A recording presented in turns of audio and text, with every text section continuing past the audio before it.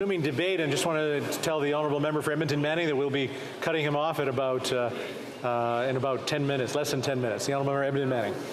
Thank you, Mr. Speaker. I'll be splitting my time with the honourable member of Mission Matthew Fraser Canyon. Mr. Speaker, they call it Bill C-65, the Electoral Participation Act. But maybe it would be more accurately titled to help our friends qualify for a pension act.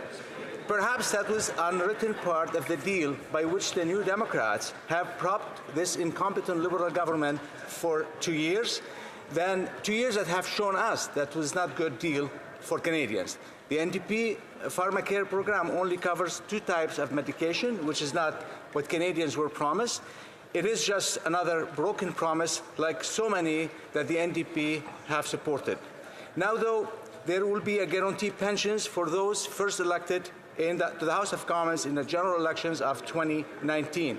Pensions they would not qualify for if the 2025 election is held at scheduled date of October 2025. What was a reward for propping up the Liberals? This bill, rather than encouraging electoral participation, delays the day when the Canadian voters can hold parliamentarians to account in a federal election. In the process, it makes sure that taxpayers are on the hook for millions of dollars in pension payments that might not have been required. The government tells us that the next election cannot be held as scheduled on October 20, 2025 because it conflicts with Diwali, a festival celebrated by many Canadians. The Liberals want to move it a week later to October 27th. It is merely a coincidence that 80 members of the Parliament will qualify for a pension on October 26, 2025, a pension they would not qualify for if they were to be defeated on October 20th or choose not to offer themselves to the voters once more. Of course, just about every day is a holiday or a special occasion for someone. October 2025 is Guatemala's Revolution Day. It is also Heroes' Days in Kenya, Jamaica, and British Virgin Islands. For Jews, the Sukkot. And let us not to forget, the date is also International Chef's Days and World Osteoporosis Day. In Serbia, on that day, they will be celebrating Belgrade Liberation Day. In Vietnam, it is Women's Day. And in Ukraine, Breast Cancer Awareness Day. Those are all days worthy of celebrating, even if the Liberals don't mention them as important enough to mention as a reason for changing the fixed election date. There's no perfect date for an election, no date that doesn't conflict with someone else for some people. That is why we already have advanced polling in place. Even more, those unable to get to an advanced poll can vote any time at the returning officer for their riding.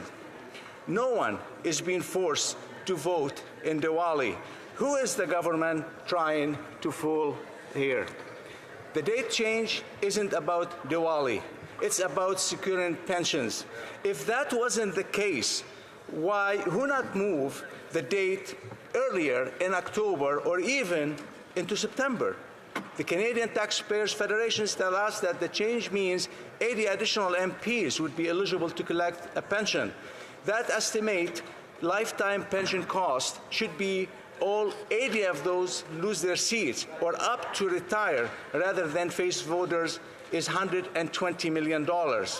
Now, we already know that $120 million mean nothing to the Liberals.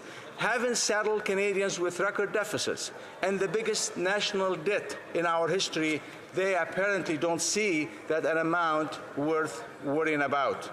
What they don't seem to realize is that people care about government spending. Canadians understand that debts must be repaid. Canadians know it's ludicrous to pay more on interest service the debt that you pay on health care.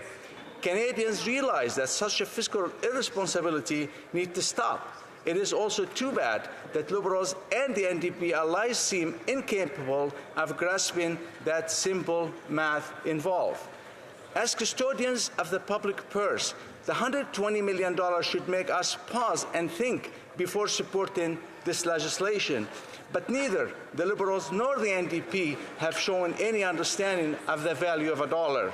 They seem to believe that government can spend, and who cares if it is our grandchildren or great-grandchildren who had to pay the bills. All that matters is they get their pensions. I'm sure that once I finish and the floor is open to questions, some Liberals, some brave Liberals or NDP will point out to me that there are many Conservatives who will benefit if this bill passes. That is true. But Conservatives, though, are united in their opposition to this legislation, even those who stand for benefit if it passes. This is a matter of principle and honor. Conservatives do not believe in changing the rules to benefit themselves. Mr. Speaker, I would like to list the names of those who are set to benefit from this legislation. The Canadian people need to know who will make money from this change. I think those names should be in the record for the House. However, the rules prevent me from naming them. In this case, the rules and conventions of this place, as is sometimes the case, allow members to pretend the truth doesn't matter. What Canadians do know is that when these members receive those pension checks, money that comes from the Canadian taxpayers, they will have those former MPs' names on them. They will not be addressed to the Minister of the Environment or the President of the Treasury Board. Nowhere will be the checks read payable to the Parliamentary Secretary or the Minister of Environment and Climate Change.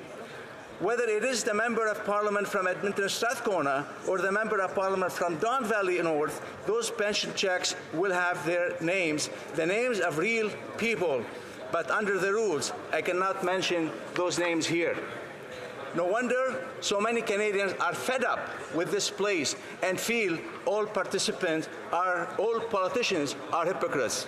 I should point out that any member who is affected to this state change, anyone first elected in the general election of 2019, is in conflict of interest if they vote in favor of this bill. The Conflict of Interest Act is quite clear. A public office holder is in a conflict of interest when he or she exercises an official power, duty, or function that provides an opportunity to further his or her own interest of those of his or her relatives or friends, or to improperly further another person's private interest. Furthermore, no public office holder shall make a decision or participate in making a decision related to the exercise of an official power, duty, or function if the public office holder knows or reasonably should know that in the making of the decision he or she be in a conflict of interest. As well, we read that no minister or of the Crown, Minister of State or Parliamentary Secretary shall, in his or her capacity as a member of the Senate or the House of Commons, debate or vote on a question that will place him or her in a conflict of interest. Mr. Speaker, I know I'm out of time. I will finish after the voting. Thank you very much. After the proceedings, of course, the honourable member have a minute and a half, and of course, questions and comments when that time comes.